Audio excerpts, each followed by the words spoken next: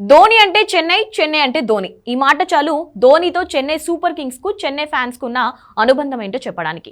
నిజమే, ధోని చెన్నైలో పుట్టలేదు, తమిళనాడు రాష్ట్రానికి చెందినవాడు కూడా కాదు.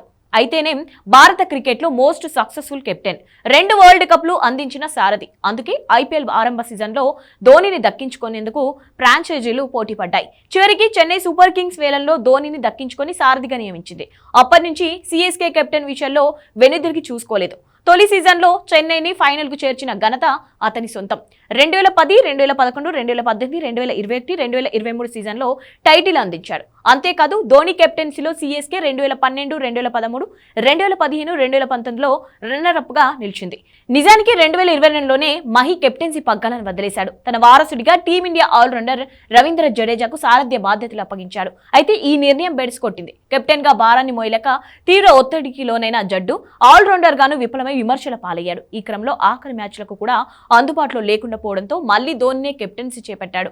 ఆ చేదు జ్ఞాపకాలను మరిపించేలా 2023లో చెన్నైకి పూర్వ వైభవం అందించాడు.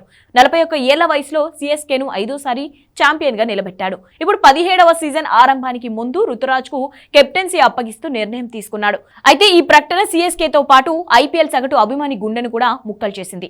సారథిగా ధోనిని ఇక చూడలేమా అంటూ తమ ఫ్యాన్స్ ఆవేదన వ్యక్తం చేస్తున్నారు.